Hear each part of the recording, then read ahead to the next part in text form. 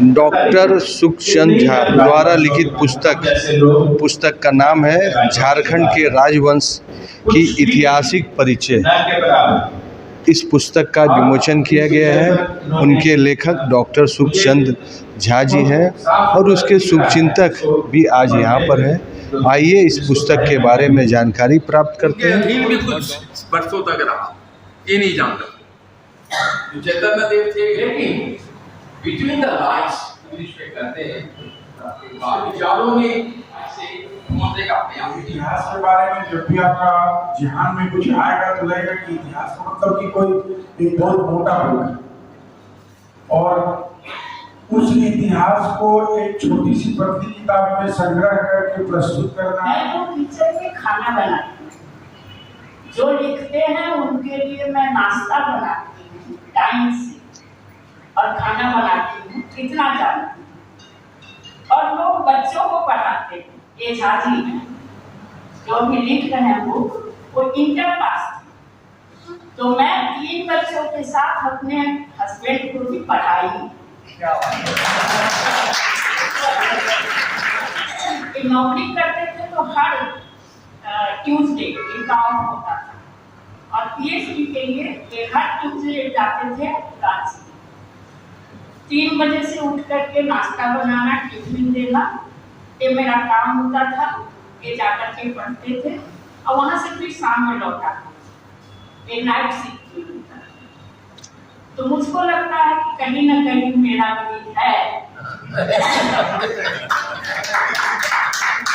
और मैं इतना अपने आप को बहुत गौरवान्वित महसूस करती हूँ कि वो लिखे और नाम भी मेरा उसमें आया, कुछ नाम है तो मुझको अच्छा लगता। इसके साथ मैं उनको क्या किताब लिखने के लिए 10 पुस्तकें पढ़ना पड़ता है, तो खोल करके छोड़ देते, मैं छोड़ दी वो, लेकिन आप लिखिए, मुझको अच्छा लगता है। हर सेकेंड, हर पल, हर मिनट इतिहास बनता है।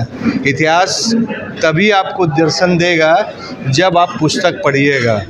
इसी विषय में बात करते हैं सुखचंद झा जी से, जो लेखक है, डॉक्टर हैं, पीएचडी हैं। यह किताब की आपको कैसे मिली?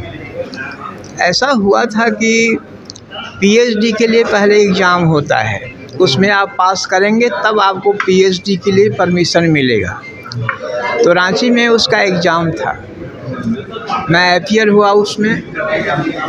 सारे सवाल तो मैं जानता था, भले ही आवे या नहीं आवे, लेकिन एक सवाल था जो हमने कभी देखा ही नहीं, चेरो राजवंश के बारे में लेख लिखिए। हमने तो मुगल को पढ़ा, गुप्त वंश को पढ़ा, हर्षवर्धन को पढ़ा, चेरों के बारे में जानते ही नहीं थे कि क्या है, तो हमने छोड़ दिया उसको। परीक्षा जब हो गई तब हमने वहाँ एक लेक्चरर से पूछा कि चेरो वंश क्या है, कहा कि पलामू में चेरो राजवंश है। तब हमने कहा कि नहीं, तब इस पर कुछ पढ़ना होगा, और इसीलिए हमने पीएचडी में झारखंड से संबंधित ही विषय रखा। और हमारे गाइड ने भी कहा कि ये सब हम लोगों का जो झारखंड है, नया स्टेट है, इसका जो इतिहास है बिहार में छितराया हुआ है, बंगाल में छितराया हुआ है, उड़ीसा में छितराया हुआ है, सबको समेट कर एक जगह करना है। तो आप ऐसा विषय सुनिए, तो हमने यही चुना, झारखंड के राजवंश पर। वो सब खंडर हो चुका है, कोई उनको देखने वाला नहीं है, तो क्या फील्ड विजिट किए कि क्या इनपुट के लिए कहाँ से आपने हेल्प ली? सबसे बड़ा इनपुट तो हम लोगों ने किताब से लिया, लेकिन हम वहाँ भी गए, पालकोट गए, सरायकेला गए, हमने देखा बाहर से सब कुछ, लेकिन वहाँ के जो अभी उत्तराधिकारी हैं वो कुछ बोलने को तैयार नहीं है। हमने लाख कोशिश की कि कुछ बताइए, कहा कि नहीं, हम लोगों के पास कुछ नहीं है। हमने कुछ डॉक्यूमेंट होगा, कुछ म्यूजियम होगा, तो नहीं, कुछ नहीं। तो हम वहाँ से मायूस होके आ गए। और तब हमने पुस्तकों का सहारा लिया।